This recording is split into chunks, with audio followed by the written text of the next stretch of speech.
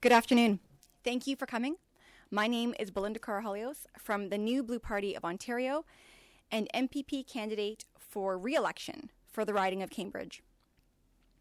The New Blue Party of Ontario was formed in October of 2020 after I was removed from the Doug Ford PC caucus for voting against the Reopening Ontario Act, otherwise known as the Lockdown Bill, which gave the Ford PCs emergency powers without there being a state of emergency and without any vote or debate from any MPPs in the Ontario legislature. In January of 2021, the New Blue Party became an official party with Elections Ontario, and we were the first party to have a full slate of 124 candidates to run in the upcoming June 2nd election. And I am so honored to have 12 of those candidates join us here today. Thank you all so much for stepping up. The last 4 years have been a huge disappointment, both for Ontarians who voted for the Ford PCs back in 2018 and those who do not. They introduced an industrial carbon tax when they said they would get rid of a carbon tax. The cost of living has skyrocketed under the PC party. They did not lower taxes. In fact, taxes went up because of their industrial carbon tax.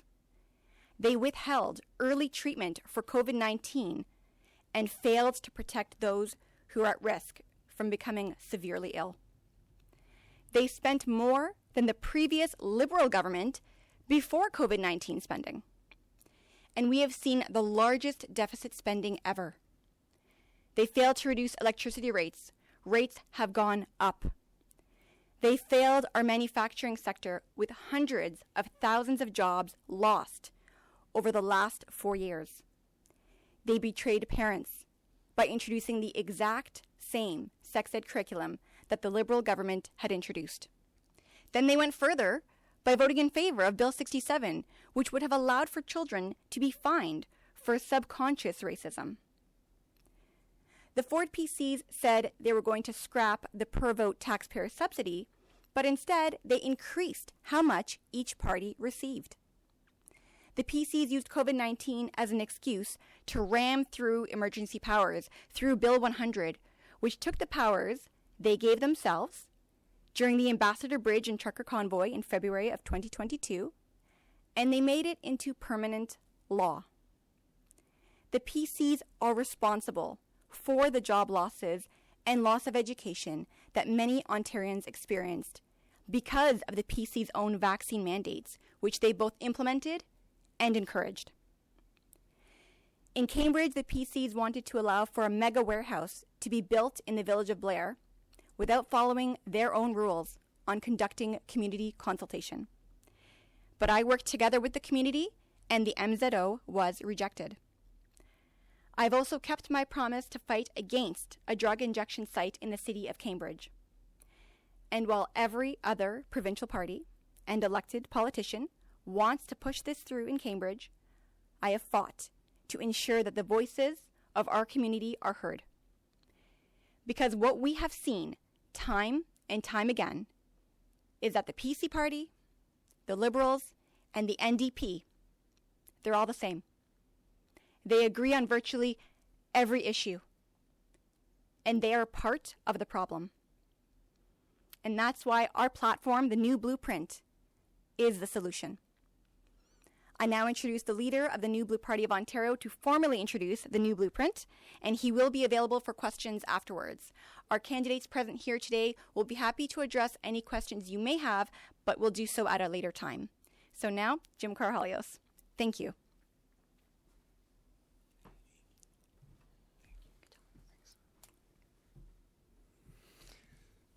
Thank you, everybody. Thank you for tuning in, and thank you for attending. Thank you for having us today. Belinda, my wife, it's an honor to call her my wife and be called her husband. She is an impossible act to follow, and she has led the way for the last 4 years since she was elected in Cambridge in 2018. She's led the way on matters of courage, conviction, and standing up for her constituents, standing on principle, and speaking out with her conscience when necessary.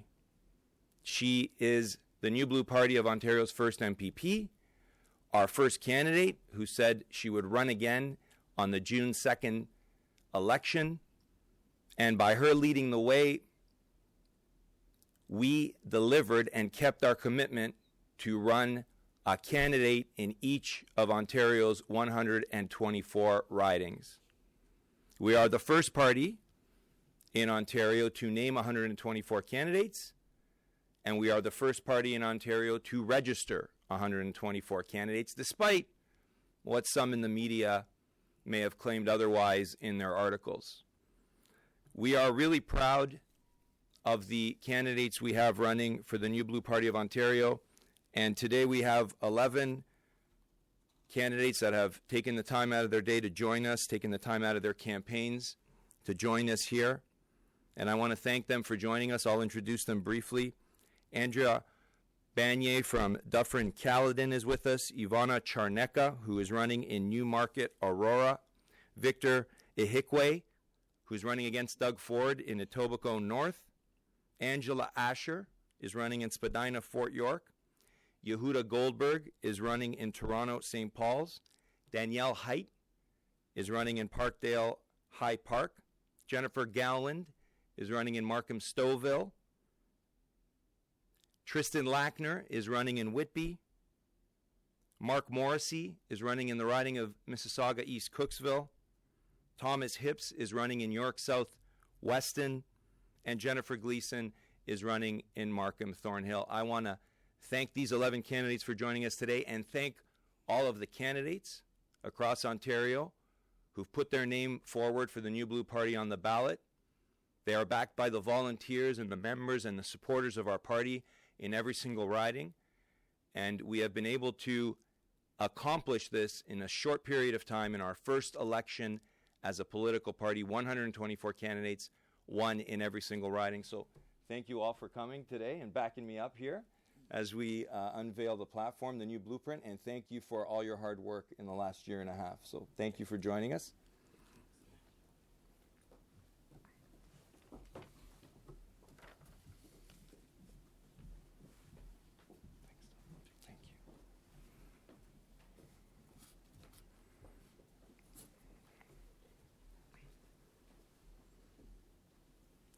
Our platform is called the New Blueprint. And we didn't need any fancy lobbyists from Ontario, from Canada, or even failed lobbyists from south of the border to help us put it together. Our platform represents what the establishment parties don't want to discuss, and they do not want these problems to come up in the election campaign, for which we are offering solutions. Our party is made up of members and donors, riding presidents, board members of different New Blue Party ridings, and candidates from all walks of life. Just looking at our candidates, we have nurses, small business owners, stay-at-home mom and dads, those in law, geologists, former military, former police, teachers, pastors, consultants. An elected councillor is running, an elected trustee, and we had a former CFL player who joined us here today as well, from all walks of life. And the New Blueprint is the platform that we've put together that are the highlights of the most important issues that our Ontarians are looking for an alternative party to present solutions towards. Obviously, we are fighting constantly for local issues in terms of principle and in terms of what constituents want their elected representatives to fight for. Belinda has fought very diligently in Cambridge against the drug injection site. She's also held the Ford PCs to account in the village of Blair, where they've decided that cutting corners on the planning process is acceptable if the person requesting it has certain connections. And for the rest of this campaign and the future of the New Blue Party, we will be responsive to local issues.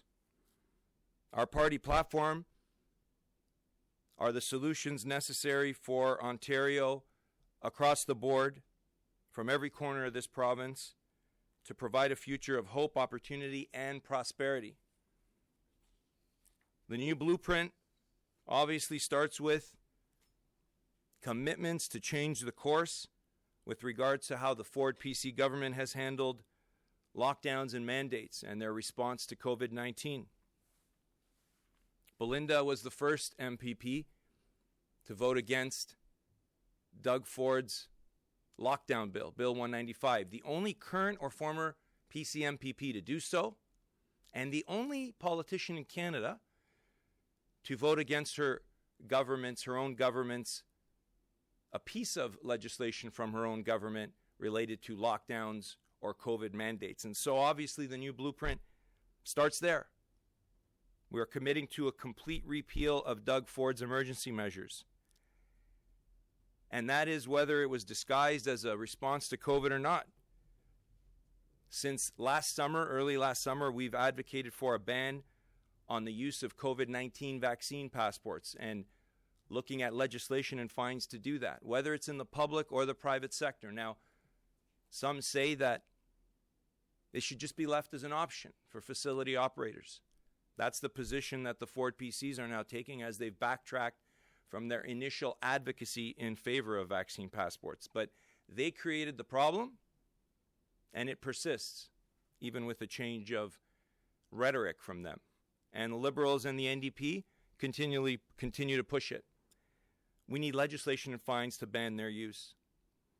We also need a complete review and a reduction in the powers of local bureaucrats. Many of those local bureaucrats have taken positions to shut down businesses, things that are way over their head. They may be experts in something called public health, but they should not have complete control over the lives and businesses of Ontarians across this province. Included in a complete repeal in the emergencies measures that Doug Ford has put down is obviously repealing Bill 100 that was put in place just at the end of the legislative session. Belinda was the first MPP at second reading to debate against that bill. She was joined by 3 other MPPs who voted against that bill at second reading, and they raised awareness. And that bill, Bill 100, was passed in the middle of the night outside of regular legislative sitting hours. And then finally, we're the only party calling for restitution for those harmed by the application of emergency measures by Justin Trudeau or Doug Ford, and that includes those truckers who had their businesses shut down without due process. Now, there are many that just want us to stop there. Don't talk about anything else in this campaign. Lockdown and mandates. And obviously the Ford PCs have been prepared to enter into this campaign with some opposition figures out there just talking about lockdowns and mandates. And they want to escape the rest of this campaign without scrutiny for everything that they have implemented under the guise of COVID, while perhaps we were all preoccupied with COVID-related legislation and measures. And in the Ford PC strategy is to run away from their record and say, oh, the last 4 years didn't really matter. We didn't really mean it. Oftentimes, Premier likes to say he was powerless in implementing these measures or shifting the blame to the federal government, who he is in complete simpatico with. But our new blueprint has 6 other areas to hold the Ford PCs and the establishment parties to account, to talk about the things that they don't like us talking about, because our commitment has always been to challenge the left, balance the narrative, and change the course of politics in Ontario and in Canada. It starts with renewing political accountability, and there are 3 commitments under that. It's been well documented over the last 4 years and beyond that the lobbyists rule the roost at Queen's Park. The Ford government promised in their campaign in 2018 that they were not for the elites, that they were going to bring back accountability. They did the opposite.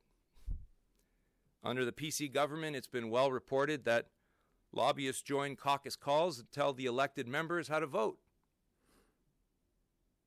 And it's really interesting because some of those same lobbyists were members of the Stephen Harper Conservative government federally who brought in legislation to bring accountability back.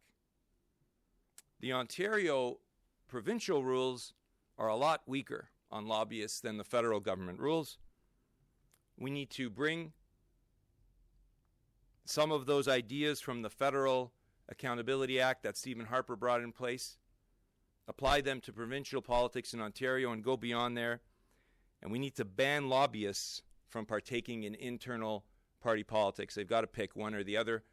We can't have lobbyists recommending to leaders of parties who they should appoint or monkeying around in internal party elections if the establishment parties ever decide to bring those back for them. I know we continue to have internal party elections.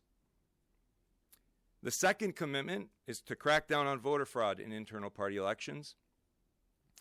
Belinda brought her first private members bill forward in 2019, a historic piece of legislation that would have made voter fraud in internal party elections illegal for the first time in Ontario or even Canadian history. And the Ford PCs made sure that that bill never came out of committee and died on the legislative table.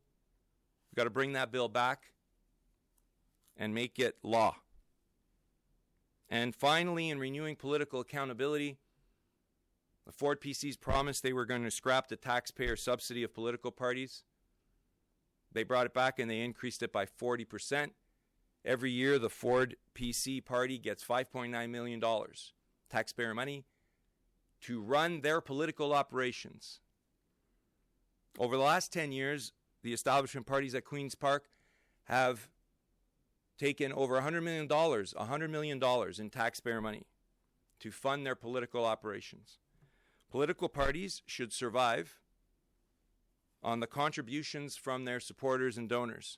There are generous tax credits under the law that have always existed for donors to political parties. The taxpayer subsidy of political parties is egregious and unnecessary, and we're going to keep fighting to scrap the $100 million taxpayer subsidy of the establishment of political parties. We are the only party promoting a free press and talking about defunding the establishment media. Now, many would say that's a federal issue. It has nothing to do with provincial politics, but Doug Ford, in his commitment to make sure he's good buddies with Justin Trudeau and completing the transformation of the Ontario PC Party into the wing, provincial wing, of the Justin Trudeau Federal Liberal Party of Canada, he's found other ways to fund the establishment media. Not only does he have nothing to say about the Trudeau government continuing to hand over taxpayer money to establishment media outlets to fund their operations, Doug Ford's figured out another way to do it at the provincial level. Our solution is twofold. First, a provincial tax should be applied on corporate media that receive any of Justin Trudeau's federal government taxpayer bailout subsidy. At the time that we drafted the new blueprint, it was at $600 million, and it continues to increase. That money should be used for tax relief or providing essential services to Ontarians. Number two is the Toronto Star. Toronto Star was having trouble a couple years ago. There was speculation they were going bankrupt. They were bought out by a private equity firm that took them off the market, the stock market that is, and they said they were going to have another plan to fund their operations. And lo and behold, over a year ago, they came forward and they revealed their big plan. They announced they were going to be the first to get into the online gambling business. After Justin Trudeau made online gambling legal, it was the Ford PC government's responsibility to hand out those licenses. And the Ford PCs thought it was appropriate to grant the Toronto Star an online gambling license. Why a Ford PC government would do that for the Toronto Star is something that I can't answer today. I can only speculate. But not only did they do that, Ford PC government turned to the Liberal lobbyist who was representing the Toronto Star, who used to work for the Dalton McGuinty Liberal government and made him the head of the Ontario Lottery and Gaming Commission. Because the establishment parties are all in it together at Queen's Park. Well, there are criticisms from the left and the right about a source of media like the Toronto Star getting its funding through online gambling. It's not just a right of center or a conservative opinion. It should not mix revenues from online gambling and media. And we are the party that's going to commit to canceling the Toronto Star's online gambling license. And they have to figure out that if they want to stay in business, they got to start writing stuff that people want to read. We have other commitments in the new blueprint. The Ford PCs for so long, they would say they were the party that was fiscally responsible. They were the best managers of an economy. But under their government, we've seen them tank the economy like no prior government before them. Manufacturing jobs have gone down under the Ford PC government. Even their own projections of annual growth for the economy are pitiful. They are not the managers of the economy. They are merely those who have extended the policies that have destroyed Ontario's economy from the Liberal government that preceded them. The New Blue Party has to be the party that pushes the ideas forward to grow Ontario's economy going forward at 5% annually and even better. The only way to do that is threefold. The regulatory burden has to be slashed in Ontario, not just trimmed. Number two, we need to increase and improve Ontario's productivity. For many, many years, when we were the economic engine of Confederation, Ontario was a leader on productivity. And now we are a lagger. But none of that can happen until we get our electricity rates down to a reasonable level again. The Ford PCs said they were going to reduce electricity rates. They broke their promise. And now we've got electricity rates increasing and taxpayer subsidization of electricity rates. The only way to reduce those electricity rates is to take down the wind turbines that provide no benefit and at least a quarter of the cost of electricity rates. The Ford PCs said they were against the expansion of wind turbines. But under their watch, they're putting the largest wind farm in Ontario's history up. Now, for a long time, the establishment class in the PC party, I attended some of those debates. When they were pressed on wind turbines, they would say, you can't do that. You can't take down the wind turbines. What kind of message would that send to the business community? But we saw under the guise of COVID, when they wanted the power to shut down mom and pop businesses, there was nothing stopping them. Not even the desperation from moms and dads across Ontario and families whose businesses were going bankrupt. If the Ontario legislature has the power to shut down businesses for COVID, then they have the power to take down the wind turbines and end the banana republic that is the wind electricity system in this province. And that's what the New Blue Party is going to do and keep fighting for.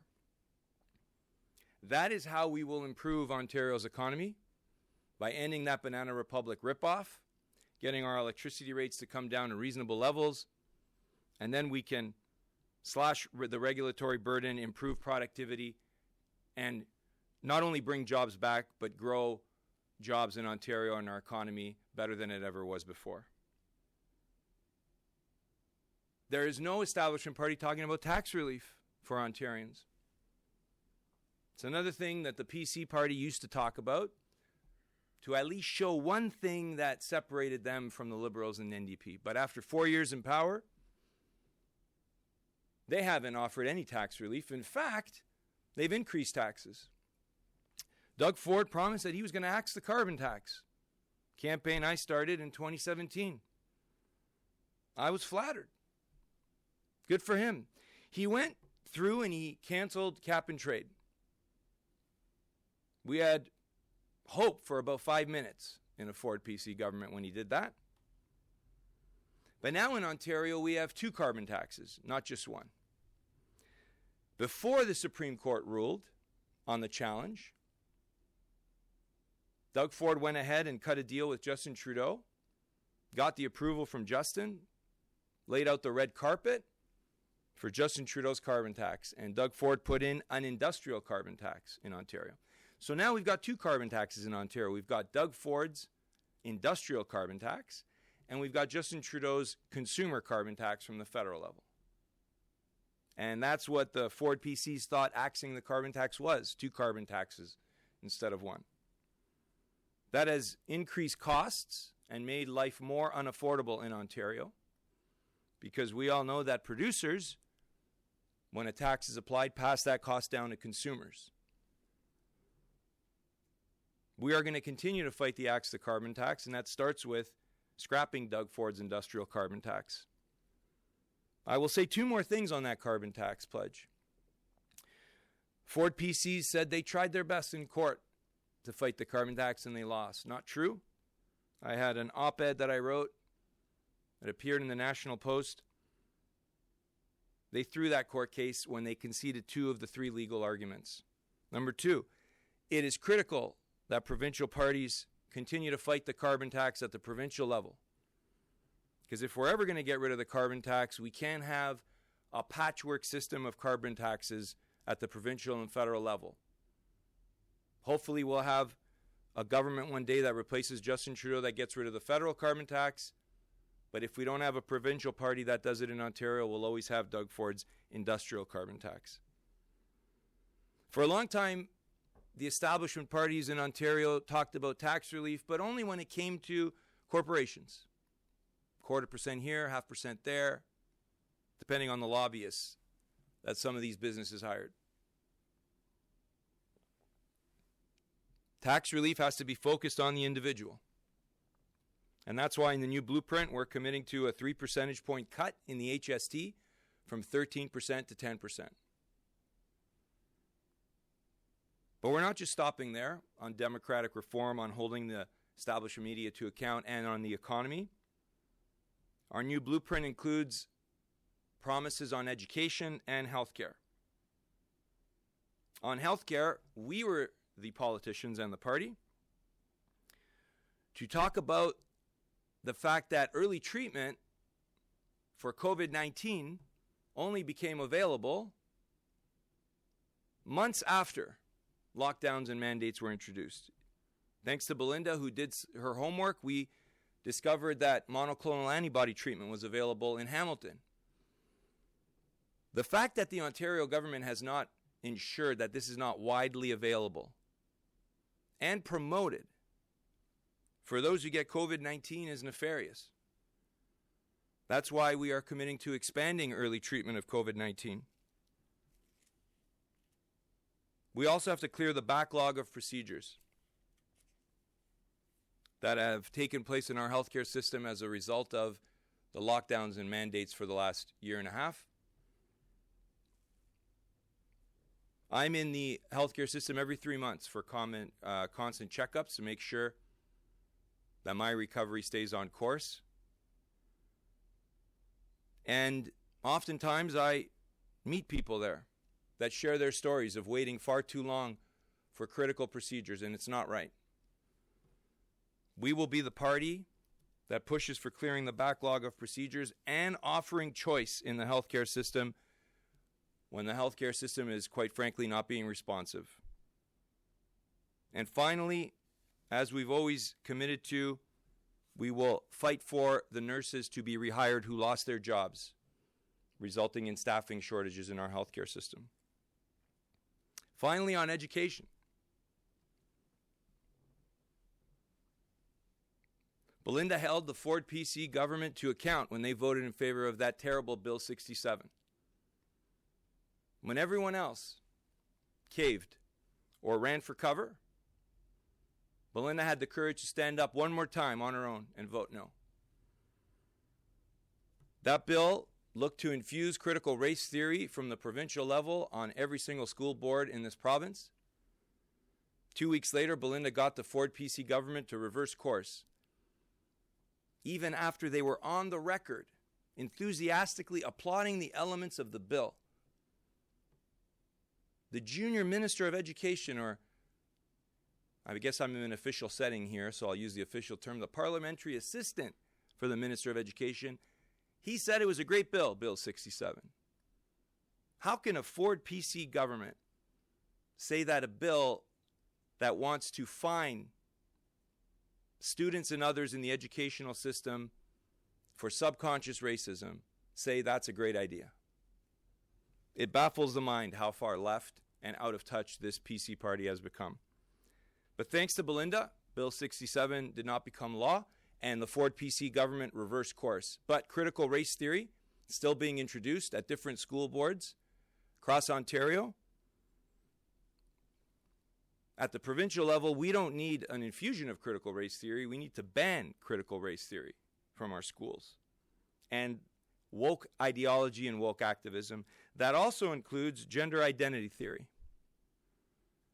Belinda stood tall on the last day of the legislature and read a petition signed by thousands of parents and others across Ontario calling for just that. And the New Blue Party, we always keep our commitments. We will keep our commitment to stop woke activism in our schools. But for many parents, they can't wait for the public education system to become more responsive, for the money spent in public education to be focused on frontline services. They can't wait for a reduction in administrative costs. They've made alternative schooling decisions, and others are desperate to do so. Learning pods, homeschooling, private school have all become options for more and more parents. We need alternative schooling tax credits in Ontario. It's about time, and we will continue to advocate for that. As the campaign unfolds, I'm sure there'll be other issues and matters that come forward. The spin doctors and their friends in the media will do their best to drive the agenda. But we have a new blueprint and a party platform that covers every aspect of the lives of Ontario voters. And we have a team of 124 candidates, and they're riding presidents and members and donors and volunteers on the ground with literature outlining our new blueprint and our promises. And the signs have already gone up. We've worked hard in the last year and a half, despite the setbacks, to make sure we were ready on day one of the campaign. And there's no shortcuts for us. We know that. What we're doing is unprecedented. But we know that with every step we take, momentum will build. And we also know that the more Ontarians hear about the New Blue Party, they like what they hear. So we're going to keep pushing forward to ensure we challenge the left, balance the narrative, and change the course, to lead on fiscal issues, social issues, democratic issues, as we have since we started the Axe the Carbon Tax campaign, fought voter fraud, stood up against Doug Ford's lockdown bill, stood up against critical race theory, and stood up against cronyism. We've always led, and we will continue to lead the course and set the path in Ontario. And that's our commitment, because we always ensure we keep our commitment. So thank you for joining me and giving me the opportunity to present our party platform, one that will ensure strength, stability, liberty, and good government for Ontario for a long time. Thank you, everybody. Thanks.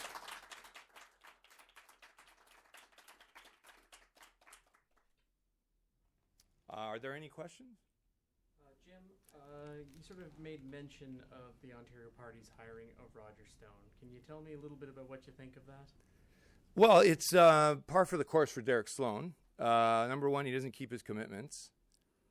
Just recently he said a couple weeks ago when he was looking for donations, give me $1 million, he said he wasn't going to run a candidate against Belinda. Made that promise to his readers. And now he's desperately saying he's trying to find candidates in 124 ridings. I also find it interesting that he's hired Roger Stone, because here's a guy in his career as a lobbyist in the Republican Party. He was one of the figures who said the Republican Party should be less pro-life and more pro-abortion. Roger Stone is called, what are some of the phrases? Like a dirty trickster in politics, right? And here's a guy like Derek Sloan who comes forward and says he's a man of Christian integrity, right? High principles, this Derek Sloan. Always tells the truth. And he's partnered up with Roger Stone, who's been hostile in his career to pro-life Republicans and who's well known for doing dirty tricks. So Derek Sloan likes to say that I do smear campaigns, but he went south of the border to hire the guy who's built his career on smear campaigns.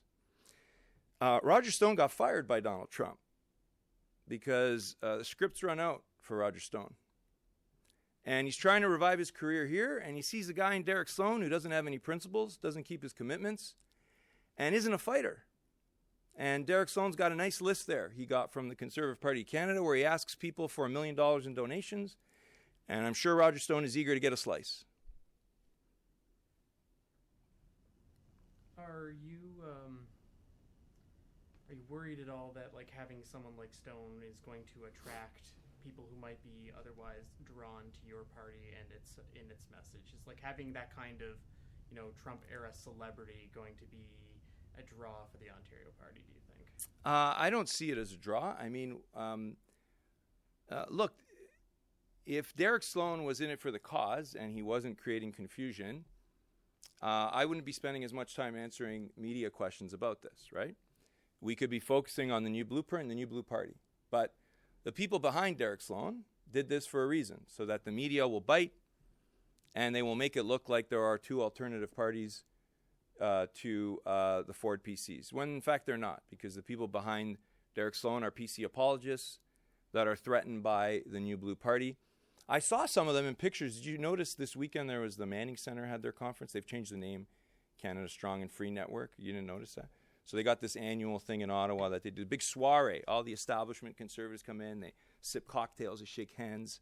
They say, oh, we're all on the same team. Some of the Sloan people were there at that soiree. So on the one hand, they fight that they say they're against the establishment. On the other hand, they like to get together with the establishment for drinks. So it does distract from our message, obviously. The media is going to bite on it. Roger Stone hasn't been very effective. I don't think he understands Ontario politics. We would have been farther ahead if Derek Sloan didn't do what he's doing. And we can't really control what they're doing, but we can expose their voting record, the fact that they don't know what they're doing and they don't know what they stand up for. And whether he's going to get Roger Stone or lobbyists from here to help him out, we know Derek Sloan is not the person that comes up with the ideas for the Ontario Party. People that rule and run the Ontario Party are never going to be disclosed to us. And all we can do is focus on moving forward every day like we have since 2016, 2017. Well, let's talk about the platform then. You want to take down windmills. You just earlier you were saying that it was unjust for public health officials to tell businesses what to do, and then you say, well, if they did it anyway, let's take down windmills. Do you not see that as hypocritical? Because someone else did something that you didn't think was right, that it gives you permission to do the same thing? I think you're comparing two different things. They're not analogous at all. Local bureaucrats are designed to work in public health.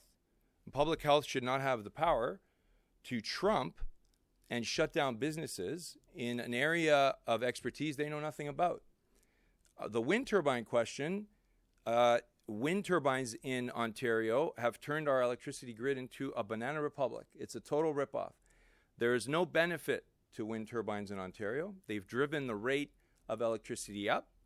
Most of the electricity they produce is overflow that gets dumped into the U.S. for pennies on the dollar, or we pay them to take it because it's often produced in off-peak periods. And so there's a couple things that have been well researched. On the legal side, the legislature has the authority to pass legislation to get out of those contracts. It's a simple basic principle of parliamentary supremacy, which is no current government can bind future governments with legislation that says they have to follow the same path. That's never been tried before in terms of the wind turbine question. The power plant scandal with McGuinty, he didn't pass legislation to cancel the power plant. He tried to do it under the table with the signature of a ministerial order, which is why the penalty kicked in. So we can pass legislation to end those turbines. We can compensate the farmers in rehabilitating their land. We can dispose of these turbines, and we'll still come out way ahead than having to pay the rates for the next 10 or 20 years or whatever's left on those contracts. So it is necessary to bring down electricity rates and get our economy improving. It's the only way to do it. Would you be in favor of restitution for other protesters who defy legal orders to leave in any other circumstances other than the trucker convoy? Well, I have to look at it. It depends on if the law is applied fairly across the board or if it's made up on a stroke of a pen and applied differently to different people. But we are the only ones fighting for restitution for those that are harmed by state of emergency measures that are put in place. Is this measure about intra-party election making it illegal? Is that something that you want after your own experience with the in the federal Conservative race? I appreciate that you asked it in that way as opposed to just saying I'm self-interested in it, which someone in the Waterloo Record wrote when Belinda tabled the bill. She tables the bill and we thought the media was going to say, what a great bill. Here it is. She found a patch in the law. There's no law against voter fraud. The media is all excited about counting every nickel and dime that goes on in internal party elections, money raised, money spent, and yet no one cared. And we had this op-ed writer in the Waterloo Record who just attacked us that it was based on self-interest. Now, I was the guy standing up against voter fraud way before I was even on the ballot. This was in 2017. I didn't even know the people that were getting rigged out of elections and nominations. It just turned my stomach to see that I was living in a place where voter fraud was allowed to go forward and it was called inside baseball or not a big deal. Obviously, when you see it up close and personal at a PC convention and you have over 1,000 people who've paid hundreds of dollars, it hits you pretty hard, right? And I explored all the avenues and I know it very well. You call Elections Ontario, you call the police, they can't do anything about it. Now, a law like that would not be retroactive, so it doesn't do me any good backwards. It's not going to be applied for things that have already happened in the past. Secondly, I don't even think the PCs or the Liberals or the NDP care anymore because I don't know if you've noticed, the PCs solved the voter fraud problem in their party. They don't even have nomination elections anymore. They don't have a convention. They're supposed to have one every 2 years. They don't do that because Brian Patterson wants to be the president for life, I guess. But I think it's necessary to get a law on the books as step one in rehabilitating the democratic process in internal party politics. We had 3 nominations. We were happy about that. They went smoothly. But there has to be something on the books that says in our democracy, voter fraud is not allowed to happen in internal party elections. And if you're a victim, there's somewhere you can turn to. Clearly you have a good large slate of candidates, and so you probably stand to get quite a few votes this election. Whether you win any seats or not, I don't know. But are you going to commit to not returning any per vote subsidy you get? Will you not touch it at all, even though you might need that money to build the party? Thank you for saying that I'm going to get it. Like, we are happy at how far ahead we are at this stage. And we'll see if we get to the level. I don't even know what the level is that you have to hit to get the per vote subsidy. But we are going to fight that all political parties that get the per vote subsidy return it and scrap it. That's our fight, and that's our going forward. We are at a significant disadvantage against the establishment parties who've got millions of dollars to fund their operations. And it'll be very early on whether, regardless of how many MPs we have to push and get them to scrap the bill.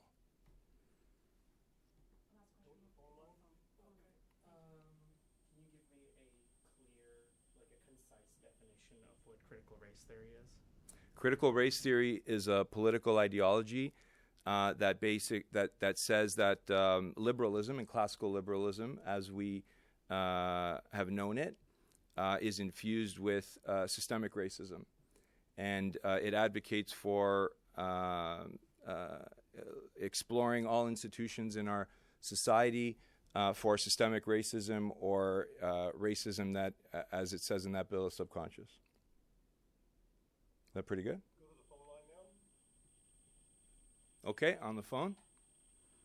Please press star 1 to get in the teleconference queue. And your question will be from Kate Burkert at CBC. Please go ahead. Hi, Jim, could you go over your platform again? Sorry, I missed it, about affordable housing, what you'll do to ensure people can afford housing and people on lower incomes as well. Great question, Kate. Affordable housing is, the solutions to it are all throughout the new blueprint, Kate. And there's 3 different aspects on affordable housing. Number 1, we don't have enough supply of housing in Ontario. And that starts with reducing and slashing the regulatory burden for new builds and making it consistent across the board. Number 2, we've got to bring down costs, and whether it's electricity rates or reducing the HST or the industrial carbon tax, getting rid of the industrial carbon tax, or other forms of tax relief, that all has to be back on the table in the political discourse in Ontario for people to be able to afford housing, and also to bring down the cost of housing in not only allowing new builds to go forward, but also ensuring that they are done as cost efficient as possible.